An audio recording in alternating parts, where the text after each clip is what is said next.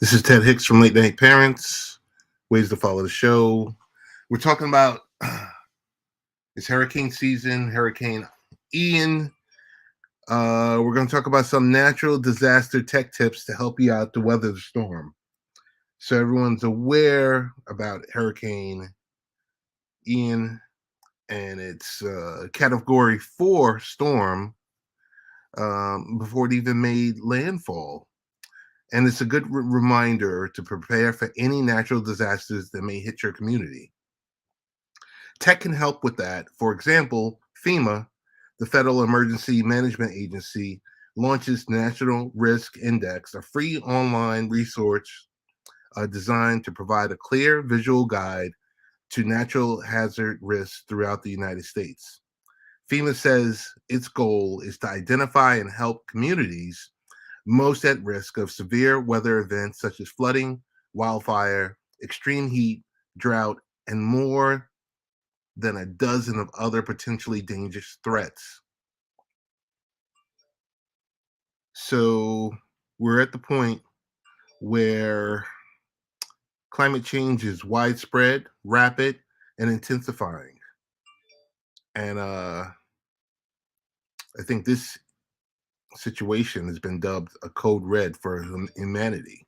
So we have to be prepared for the worst. In the event of a natural disaster, your survival plan should include your smartphone at least. It could be a lifeline during an emergency. But you'll want to do a few other things in advance to make sure your phone will work. These includes having backup power, ready to go waterproofing solution, and a way to call for help, even if there's no cell service or Wi-Fi connectivity. Here's some other tech that can help you prepare for a natural disaster. So some important apps and maps for help during a disaster. A handful of free emergency preparedness apps can help you in the event of a crisis, so be sure to download them ahead of a severe storm in case you're without service.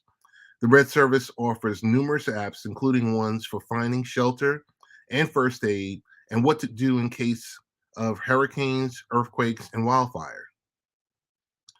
Each one includes a checklist, advice for emergency situations, from performing first aid and CPR to handling food and water during power outages, quizzes, signing up for emergency alerts, and more.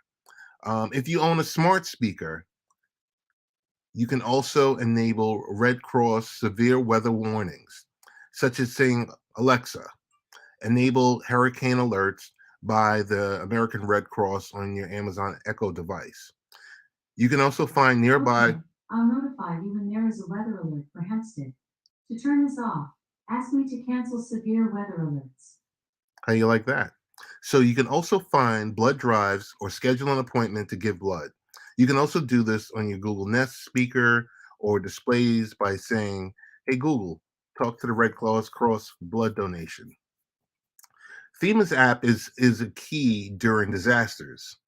Similarly, the official FEMA app, which is available on both Apple and Android devices, includes information for all kinds of disasters, including receiving real time alerts from the National Weather Service and the locations of shelters in your area. The app also offers maps of important locations, as well as tips on how to formulate your family's emergency plan, what to do, and what to put in the emergency kit, and suggestions for emergency meeting locations.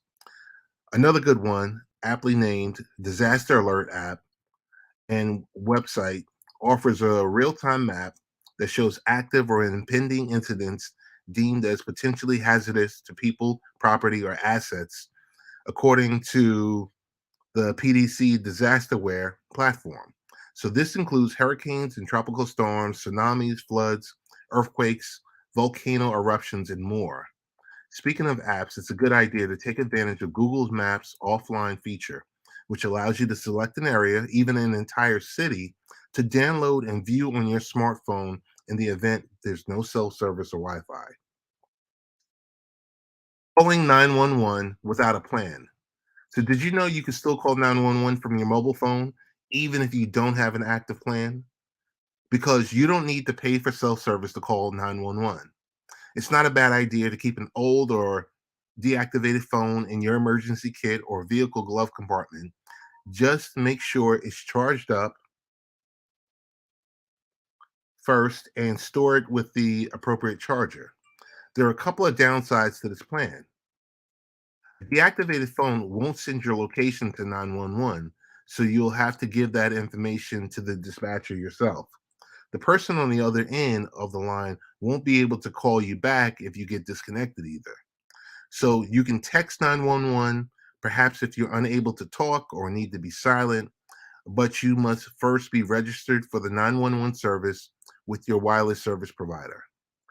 Proactively discuss a contingency plan with loved ones. So, presuming there is cell service, people are encouraged to send text messages and emails and post notifications to social media about their whereabouts and immediate needs. Look up where local shelters are and check in on vulnerable relatives and friends. While Apple announced support for satellite connectivity on its new iPhone 14 family, be aware the service hasn't been launched yet. Using Wi-Fi for calls. So if you have power and Wi-Fi but no cellular, there are apps that can let you make a video or audio call for help. Use apps like Facebook Messenger, WhatsApp, Google Duo, Viber, Text Now, and Fring to make free phone calls over the Wi-Fi, even if there's no cell service. All these apps will require you to set up an account ahead of time, which might be an easy as signing into Google Duo with your Gmail address or your Facebook Messenger with your Facebook ID. Skype is also free to call another Skype user. If you need to call a landline or mobile phone, it's cheap to do so, only a few pennies per call. Waterproofing your devices are a big help. So many smartphones are waterproof or water resistant, which could help during some natural disasters. If your current smartphone isn't waterproof, consider fitting a waterproof case for it or a sealable and reusable solution. Um, at a last resort, either you can have a thick Ziploc bag as part of your emergency kit to drop your phone into.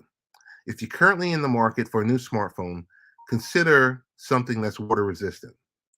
For example, the latest Apple iPhone 14, Samsung Galaxy S22, Google Pixel 6 models are all IP68 rated. IP means protection, meaning they can be submerged in fresh water for up to 5 feet for up to 30 minutes.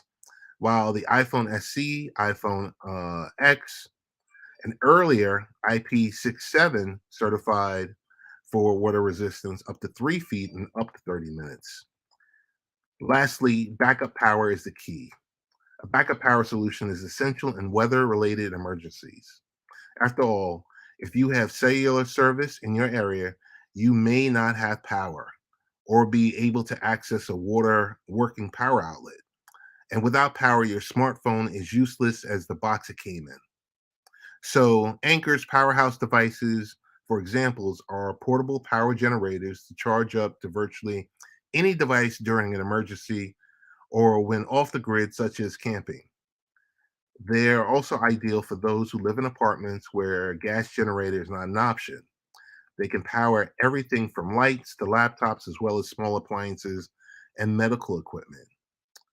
So, with this single AC or DC outlet, USB A, car outlet, Powerhouse 200 is your go to for charging small devices. If it offers more than 200 watts of total power, which can charge a MacBook Pro more than 5 minutes, for more than 5 times a smartphone, about a dozen times it can run a mini fridge for about 4 hours.